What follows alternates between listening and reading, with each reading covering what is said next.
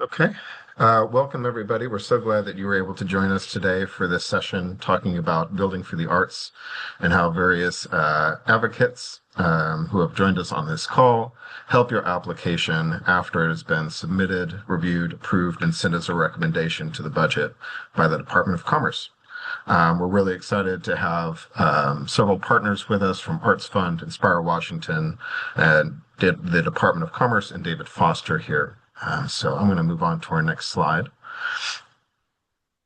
Before I go through the agenda, just a couple of housekeeping notes. If you're having any issues with the technology, please reach out to Adrienne Kerrigan, who is on this call. She is part of the ArtsWA staff and can help you troubleshoot as needed. If you need to, please go ahead and turn on captions. You should be able to see those in your controls down below. If not, hit on the three little dots that say more, and you should have an option for captioning.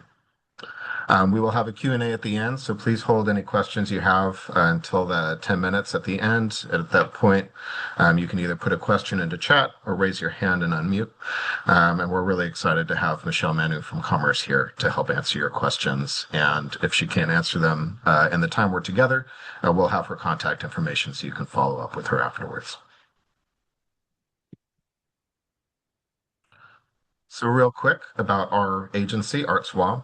We are the Washington State Arts Commission. We are your Washington State Arts Commission. We were established in 1961. We are a state arts agency here in Washington State. We really invite you to explore our website and learn about our many programs.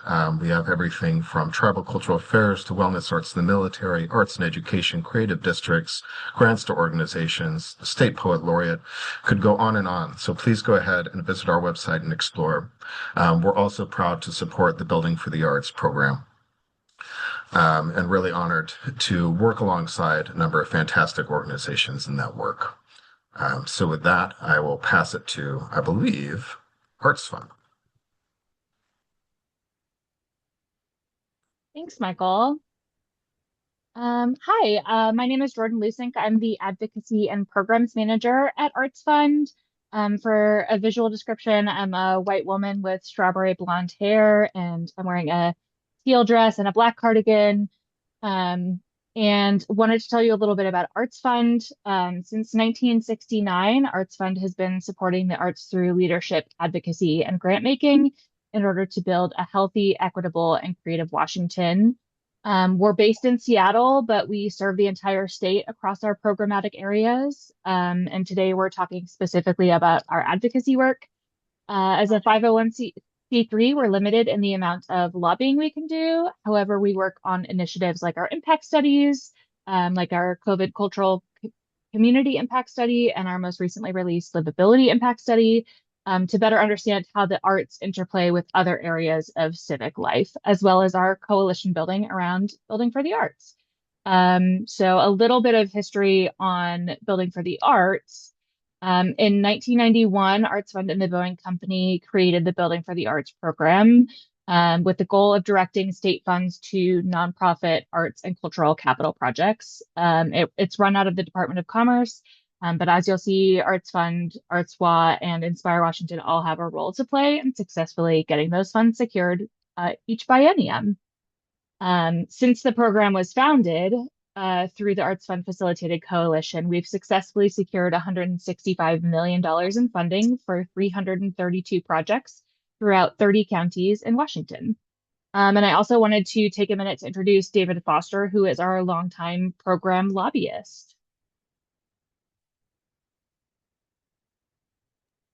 I don't know if you want me to say anything. I don't know if you want me to say anything there, Jordan, or not.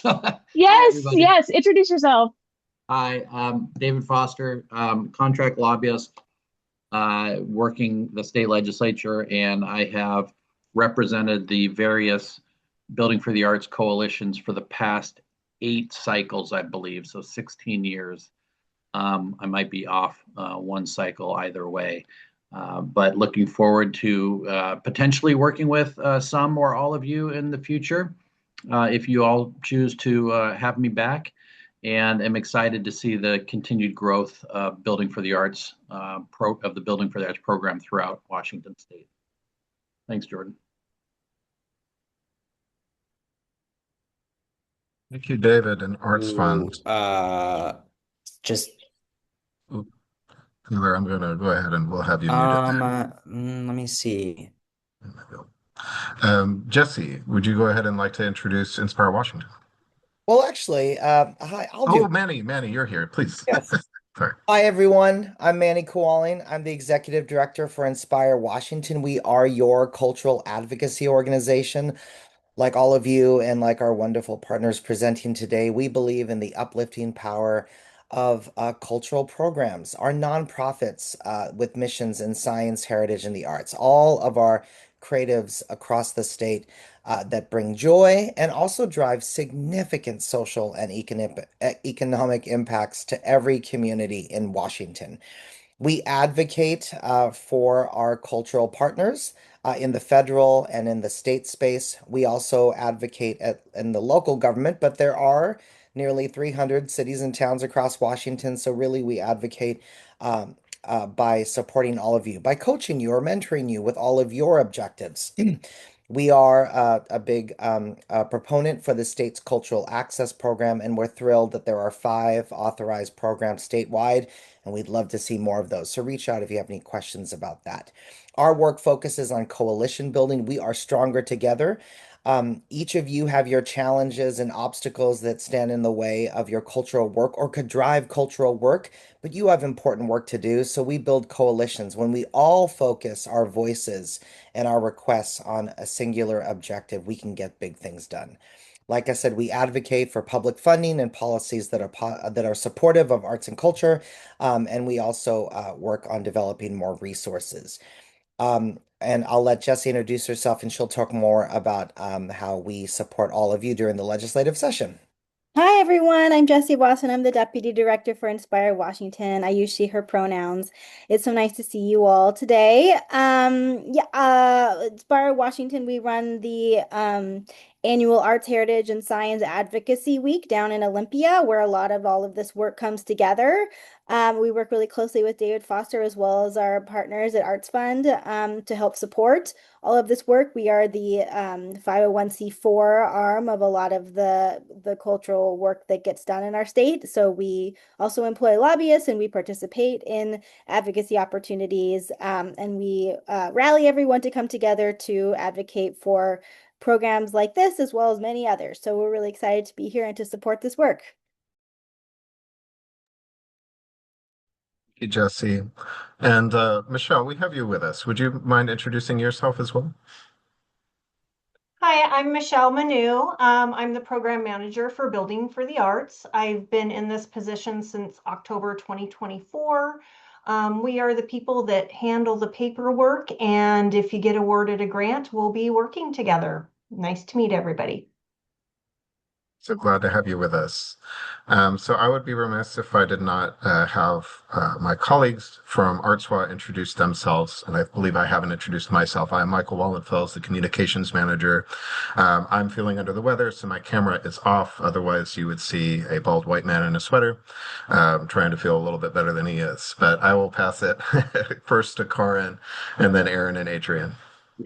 Thanks, Michael. And hi, everybody. It's Karen Hennon. I'm the director here at ArtsWA and been involved in building for the arts probably for about 15 years now. Of course, in our role, working in partnership with Commerce around outreach and communications for the program, but also as part of the panel, the state panel, sort of looking at the applications. So really nice to have you all here. I'm thrilled with another round of Building for the Arts coming towards us. So let's go.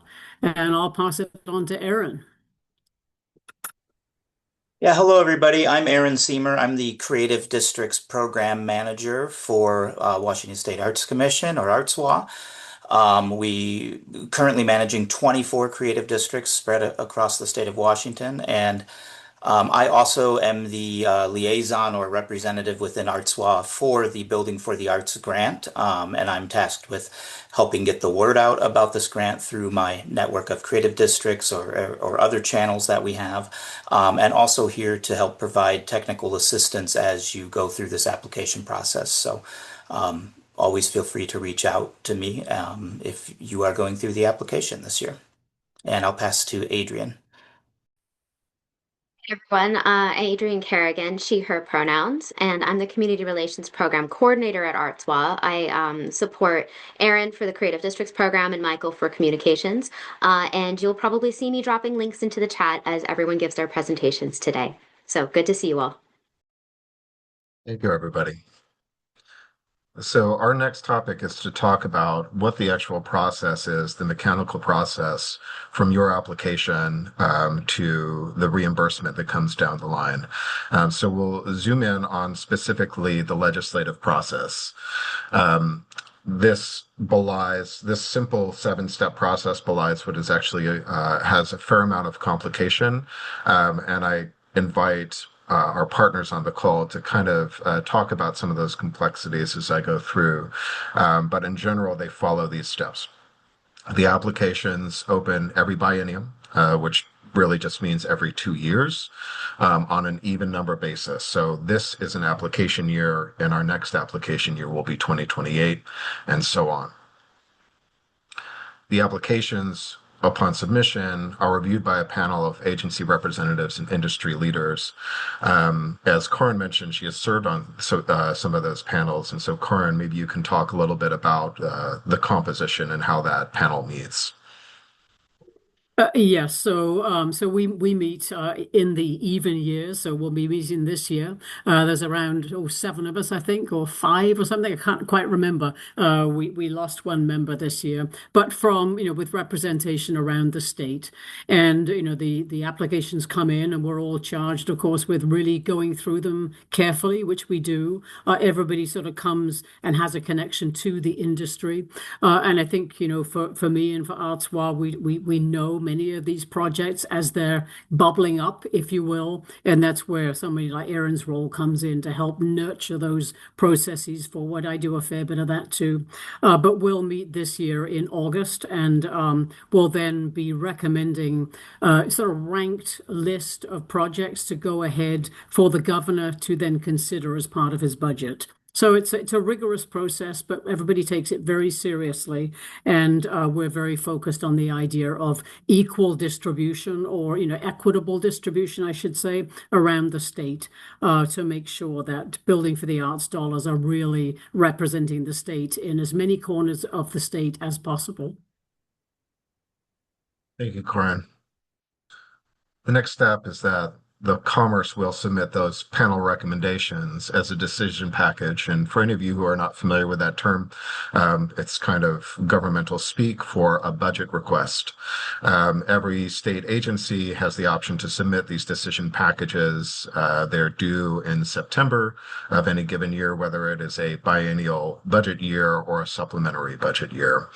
And so the panel recommendations come directly from the Department of Commerce as a budget request to the governor of the legislature.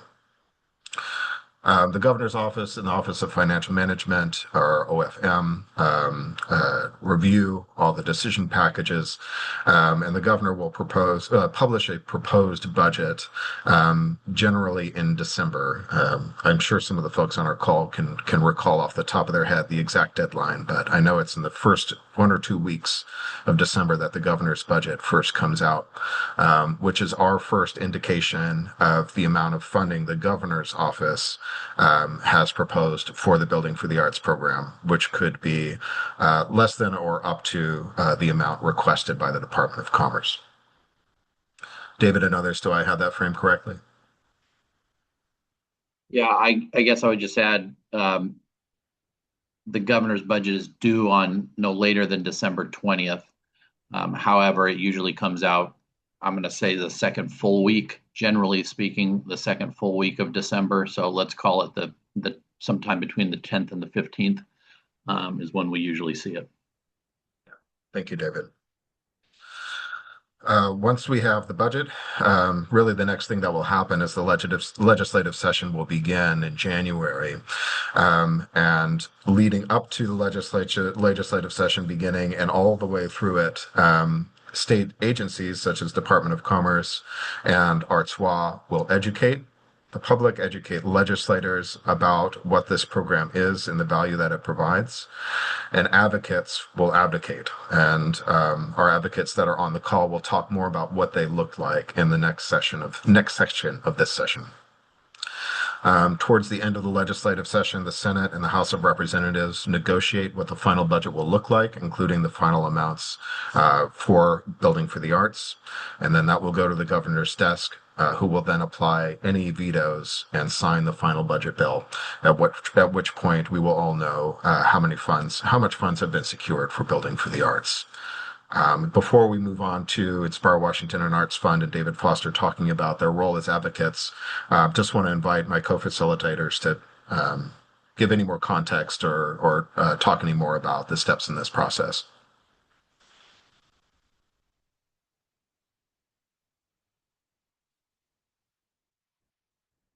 I must have done a good job. In which case, I'm going to stop sharing so that our advocates can start talking about their role, and we will start with ArtsFund. Let me come off mute. Somebody does it in every meeting, and I'm that person today. My name is Katie Corella, and I use she, her pronouns, and I work at ArtsFund as the Vice President of Strategic Initiatives and Communications.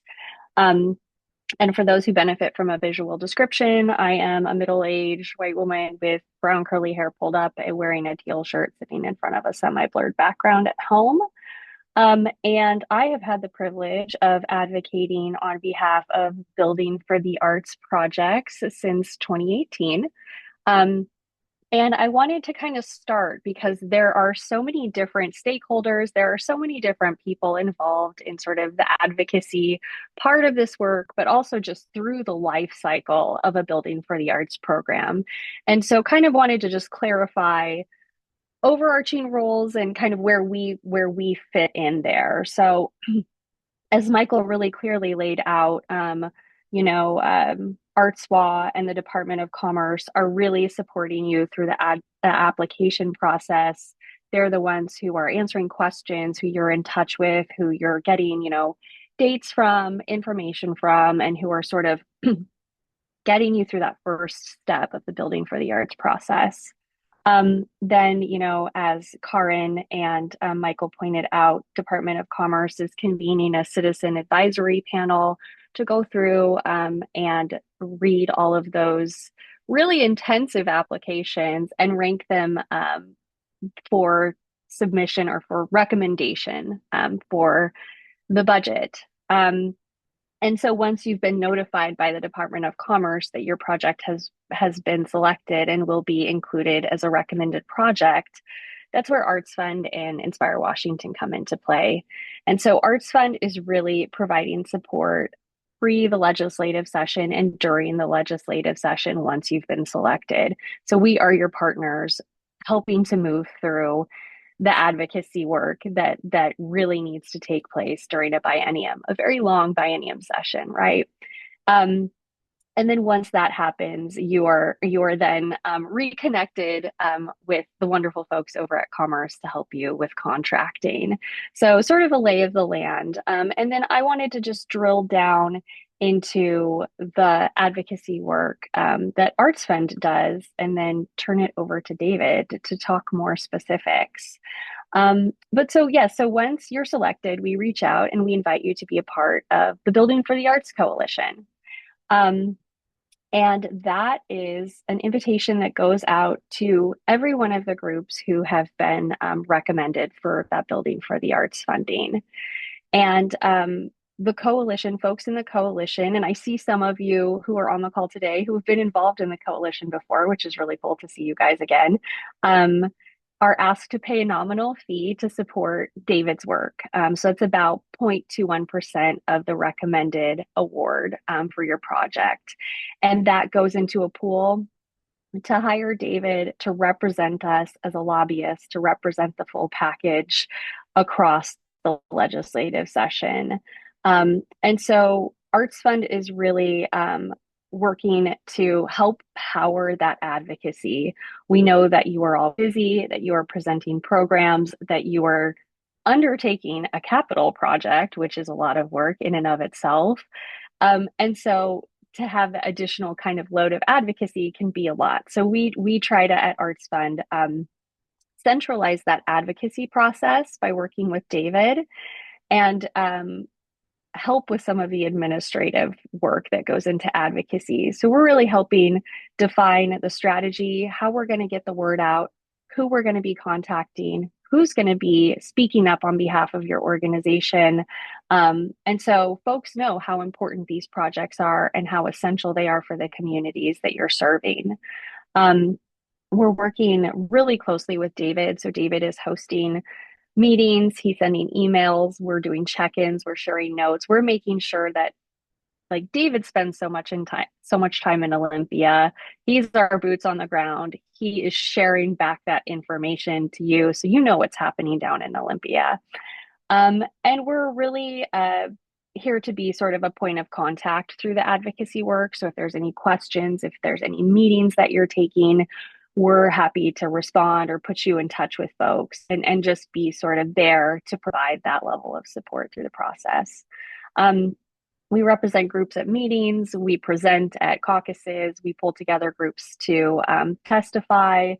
So, and then we share out letters of support. We put together promotional materials so legislators from across the state know what the package includes, know where the projects are located, and know what those benefits are. And so we're really through October to when the budget is signed into law, we are really there, right there with you, getting the word out, making sure that the strategy is right, and making sure that the ask is clear. And something I kind of wanted to uplift that's cool about this coalition is that these are groups from across the state. These are groups that are, represent disciplines, from theater to visual arts. It's really, really widespread. And so there's a lot of power in speaking up together. And like Manny and Jesse mentioned, having that shared message. And so part of the power of the coalition is really about that unified message, that $18 million ask, full funding, coming from across representatives from districts all over the state of Washington. And there's been, former participants have said that it's been a really valuable experience for them in just that shared messaging, that guidance, that point of contact, that information that's coming to you regularly through the session, and also just like learning about what's going on around the state. So that's a little bit of information around the work that we do at ArtsFund to bring the coalition together to make sure that during those months of October through May, we are really hitting the pavement hard for you. But I want to turn it over to David because like he's mentioned, he's been with the program for a very long time, has seen a lot, and he can kind of speak more in detail about what that process looks like once you are a part of the coalition.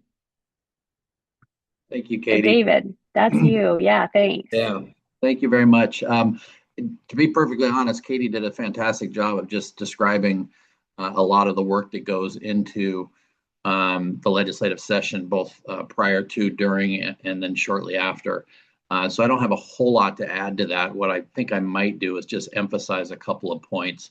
Again, because of the timing. Well, first off, I'm gonna go back to right about now, and just say, for those of you that are interested in applying or at least looking at the application for Building for the Arts, and you have questions, please do not hesitate. And Michelle, I think I'm going to put you on the spot here, but please do not hesitate to reach out to folks at the Department of Commerce, both in advance of the application being made public and perhaps during. There will be workshops that are set up to try to help people out, but the Commerce staff I have found have been extremely helpful in trying to work with organizations to determine, first off, does the project fit within Building for the Arts? Is there maybe another spot where it could go? If it does fit, is the timing right?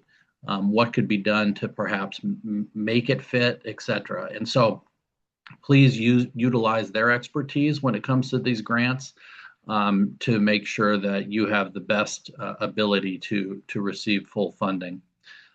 Once that is done, again, as Katie's already stated, sometime in October, we generally get started with a group meeting. We try to meet about once a month, and maybe a little more frequently. It kind of depends on how the session goes, maybe a little more frequently between January and April, and then at least once after the session ends. And that's really to make sure that you all are informed as to what is happening, where we are in the process, what is happening, what I'm hearing on the ground in Olympia. It's the good, bad, and the ugly of what's going on. I don't want anybody to be surprised. And I often will bring up, here's what could happen. Not saying it's going to, but just trying to make sure all scenarios are covered as we work through the legislative process. And then after session and after the governor signs the budget, which for 2027 will be sometime in mid-May, want to also continue to be available to answer questions.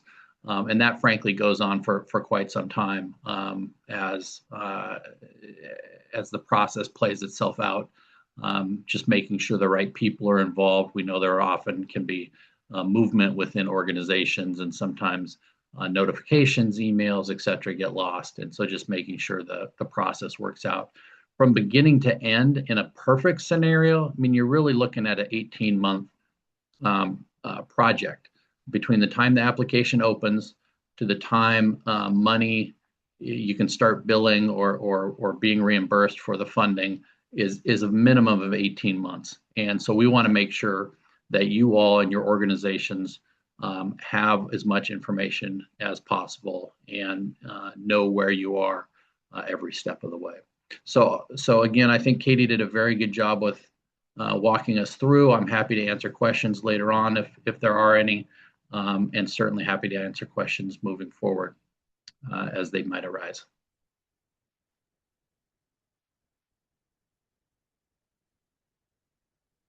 Thank you, David, and ArtsFund. Jesse in Inspire Washington, go ahead. Tell us more about what you do during the session and before and after. Sure. So at Inspire Washington, we represent a really big tent. We have science, heritage, and the arts. These are all different programs that we're advocating for and supporting during the legislative session. So it is our job to bring together all the different programs and budget opportunities that everyone in our sector is participating in. So that includes ArtsWA, the Historical Society, the Department of Archaeology and Historic Preservation, Humanities Washington, Washington Museum Association, and of course, including Building for the Arts, as well as the sister program, Heritage Capital, which is very similar to Building for the Arts, but for heritage programs that is run by the Historical Society. So our job is big and broad. So we're really grateful for our partners at ArtsFund, who are really the experts on the Building for the Arts program. So we look to them, as you heard, they are the experts in it, and they know all of the nitty-gritty and the details of that program. But where we come in as the kind of umbrella advocacy organization is when we bring advocates together to Olympia, as well as virtually, to talk to all of their members about arts and culture opportunities in that legislative session. And of course, that includes Building for the Arts. So when our 250 advocates ascend in Olympia every year, they are all going out and taking meetings and talking about the importance of Building for the Arts. So in addition to you all as a coalition, you now have hundreds of advocates across the state also talking about those projects. And if they exist in the and if those advocates have projects that are in their community, that's even better, right? So we have 49 distinct geographic district teams all across the state, and all those folks will be armed with the information about this project, and we'll talk about it with their members of the legislature. So in addition to the coalition that ArtsFund puts together, you now have another layer of advocates talking about it. So that's the way that we partner with ArtsFund and as well as ArtsWA during the legislative session, is to just create a bigger voice across the state with all members of the legislature. Thank you, Jesse. And Manny, I see you're still with us, so thank you for being here. We've reached our Q&A section of our session a little early, which is great, so that we can have more time to hear from you and what your concerns, worries, questions, curiosities may be about the Building for the Arts program, how the advocates support, what entities like ArtsWA and Commerce can do to help you. So with that, we'd love to hear from you. And to do that, please go ahead and you can enter a question in chat and I'll read it out to the group, or you can go ahead and raise your hand and come off mute, and we'll help you out.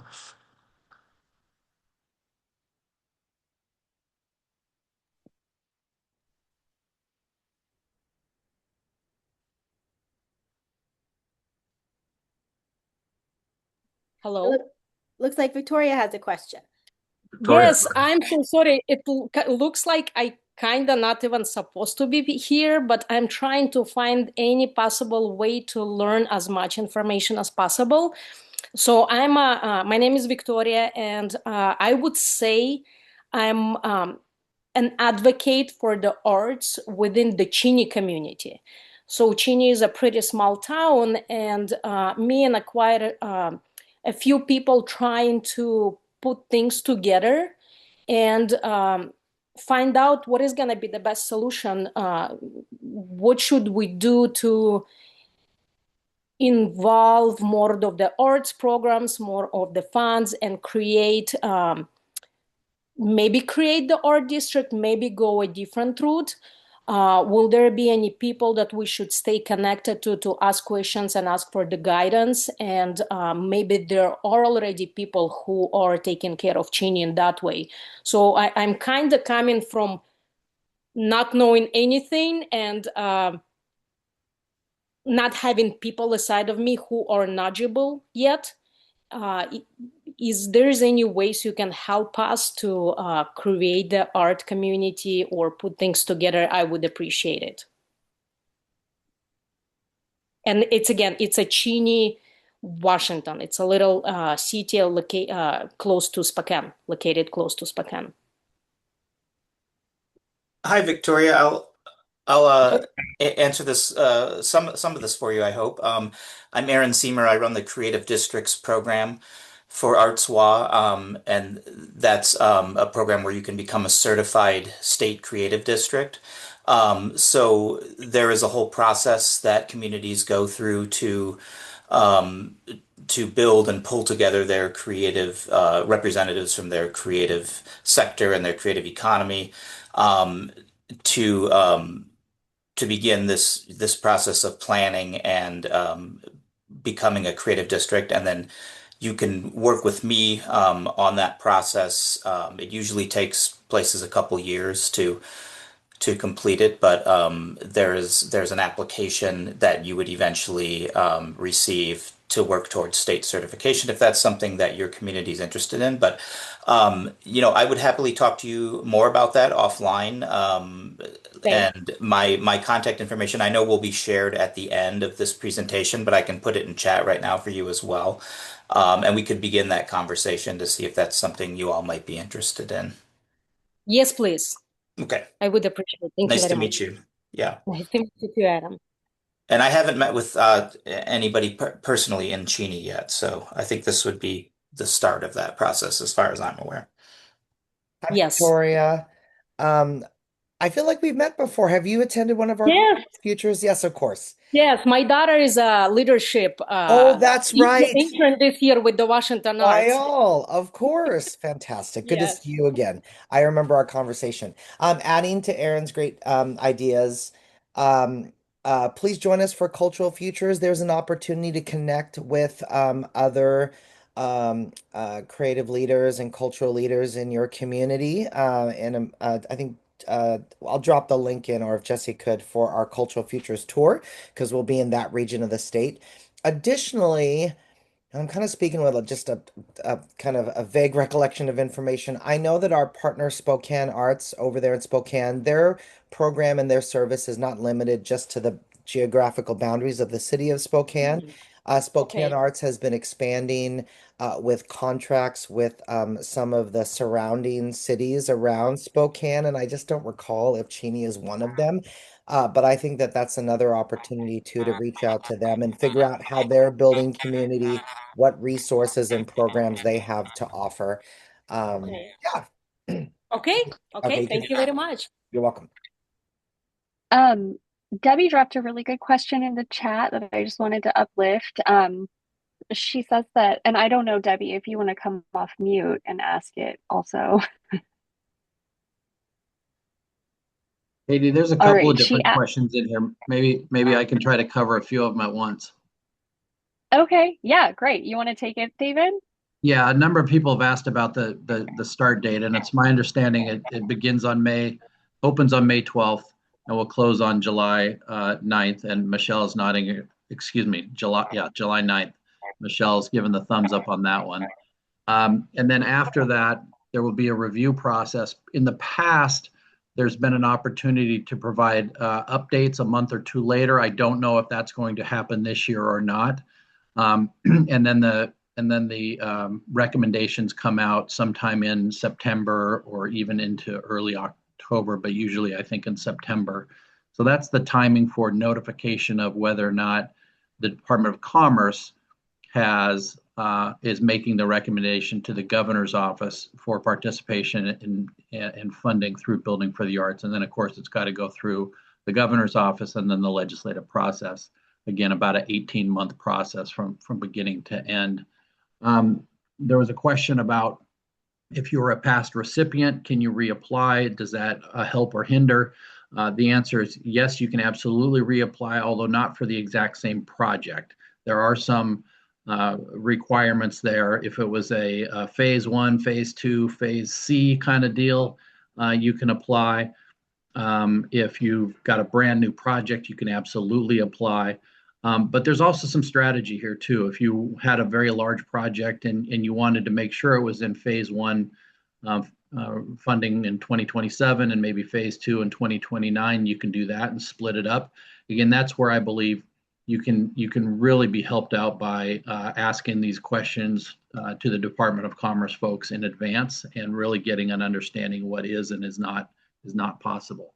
So hopefully that was that answers a couple of questions. And I think there was one more regarding timeline of submitting the application. Again, we have the submittal, the recommendation from Commerce, the governor does or doesn't include it in his budget. The legislature generally includes it in their budget. And then you've got to go through a contracting process after the budget becomes live, so to speak, after July 1. And that, of course, takes a little bit of time too. As a reminder, these dollars are reimbursable, and there is a small percentage that is taken by the Department of Commerce to help to administer the grant and the funding and the program, et cetera. So that's another component. You are maxed out at $2 million per project, or 1/3 of the overall project, whichever is lower. And you have to have that match in hand. Hey, David. We have a question that just came in from Sarah asking what is the timeline of the projects considered? For example, is a facility opening in Q2 of 2027? Would that be eligible? Yes, that would be eligible.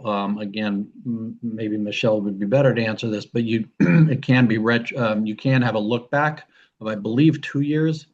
It's 3 years. 3 years from the start of the biennium. So it would be for this one, if we're looking at June 30, 2027, so it would go back to June 2024. They could submit invoices back that far. So it's 3 years from the start of the biennium.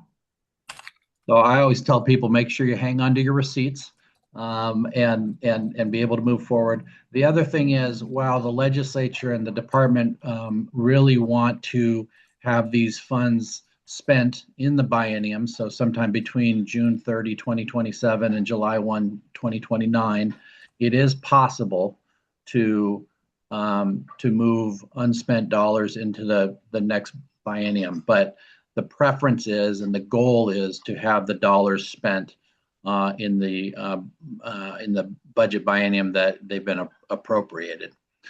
So please take that into account. If you can't even get started until 2030, please don't apply this year. Wait till the following cycle.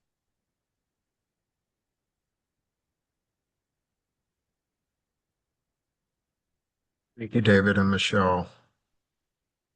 I believe we're caught up on questions from the chat. So does anybody else have a question they'd like to pose, either in chat or by coming off mute?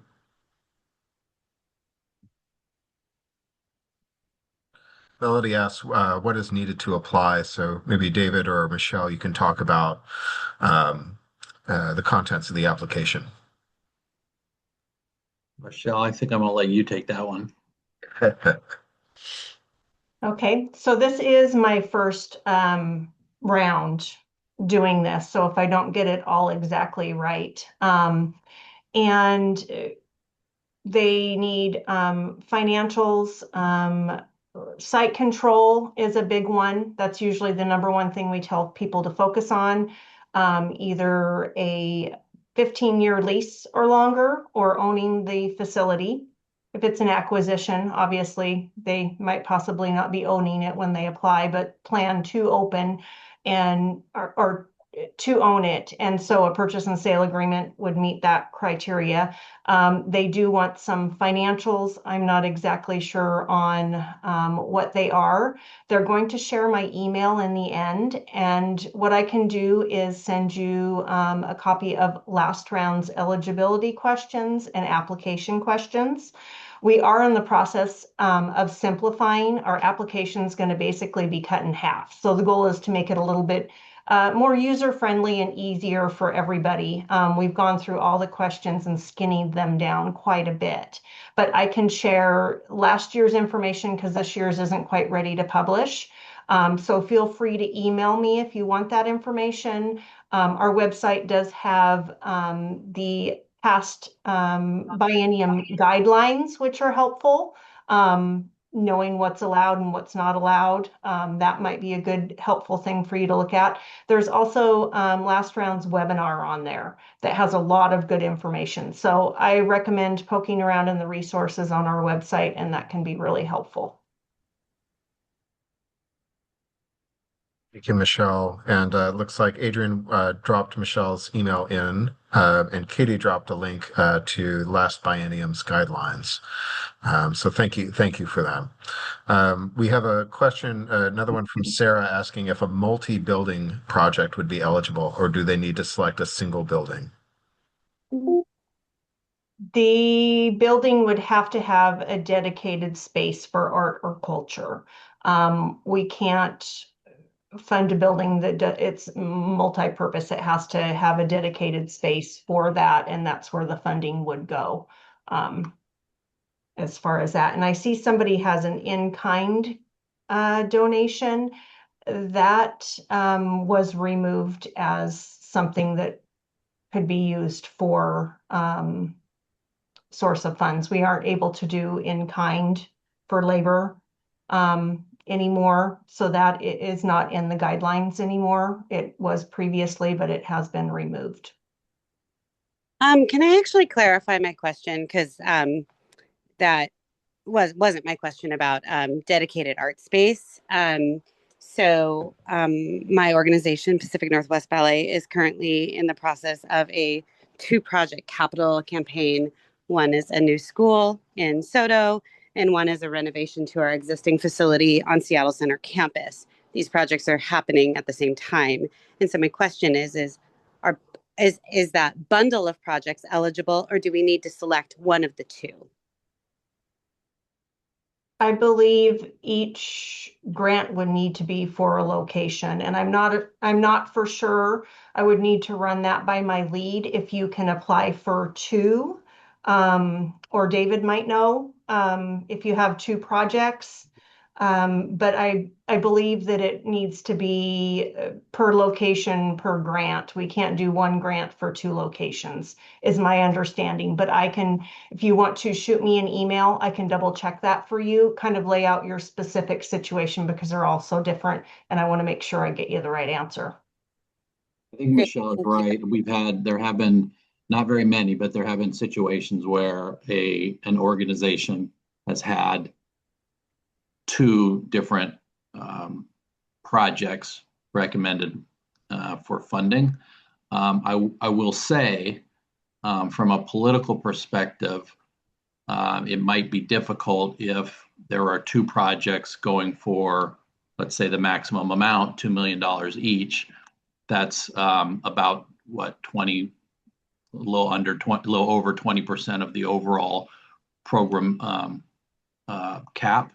And so I don't know if the legislature or the governor would choose to fund both at the full amount, but you can do it. You can apply.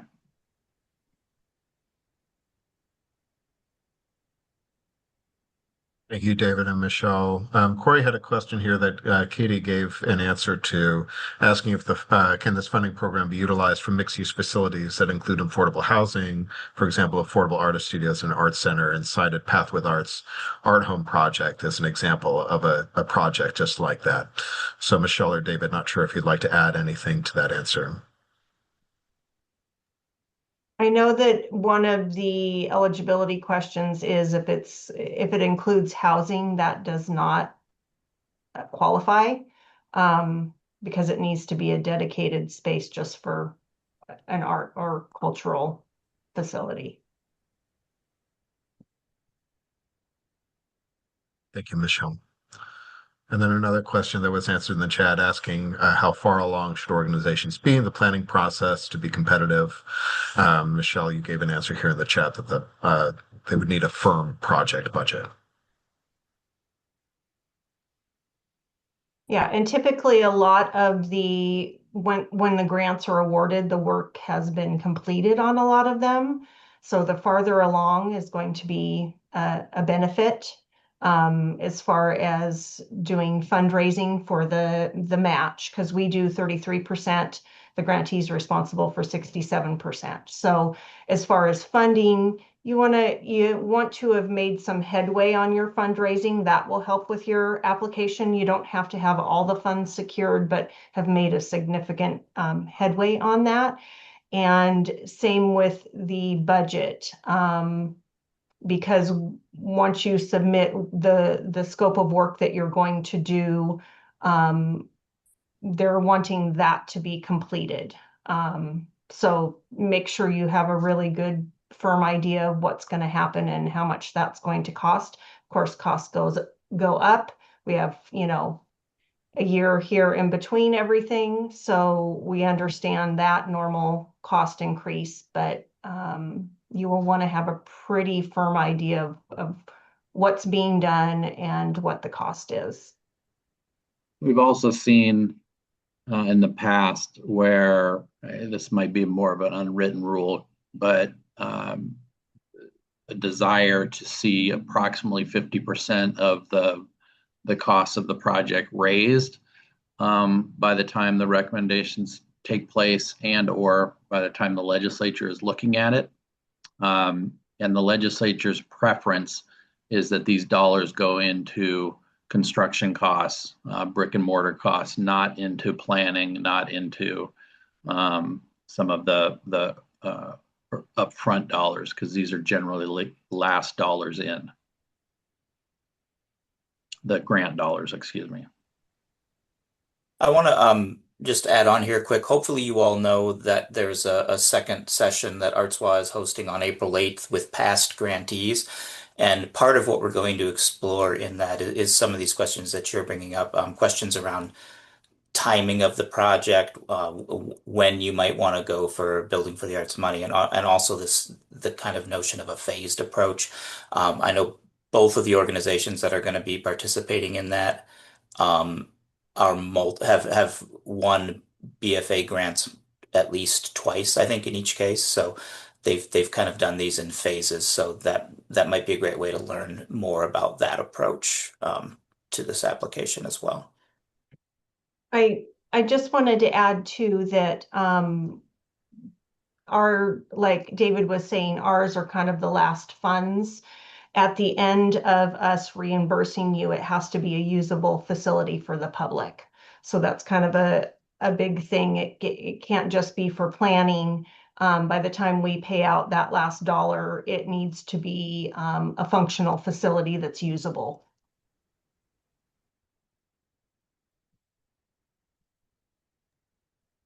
And just to clarify, a few minutes back, you said that you can get reimbursement for 2 previous years of expenses. Is that what you had said? It's actually 3, yeah, 3. from the start of the biennium, yeah. So this round, it would be June 30, 2024. Thank you. So just to put a little more of a point on it, there have been projects that have been opened even before the legislature to this discussion that have been funded. So projects can literally open before the grant is even approved, and you are still able to get funding if approved at the end of the session.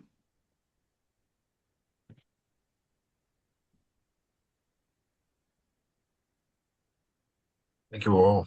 These have been great questions. Any others? We do have a few minutes left. Hey, I have an idea to share, just a few things. This was really great. Gosh, I learned so much from all the questions. I know that many of you are development people for your organizations, and I certainly understand that work. And one thing I just want to kind of challenge you, a different way of thinking about this. Absolutely, when you do the application, it is like all the grants that you've submitted before. You're writing a proposal, you're speaking to the program staff, you're bringing your project to life. But after you get through that process, like we've all been talking about, and your project is on that recommended list, and the legislature decides, this is where you get into a different type of selling your project. This is the legislature. These are the people that your community has elected, right? So it's about relationships too. So I really encourage you, especially in this year. This is a big election year. Every one of our members of the House of Representatives will be running for election again for this 2-year upcoming biennium to make these types of decisions. So build relationships, take people out to coffee, bring them to your site, really bring your idea to life in their imagination so they can be a good advocate for you. Also, pay attention if any of your communities elected state lawmakers are members of the capital committees. Those are the folks that make the decisions on capital allocations. In the House of Representatives, that would be the Capital Budget Committee, and in the Senate, that is the Senate Ways and Means Committee. They have a smaller group that focuses on capital projects. So it is about, filling out those applications, absolutely.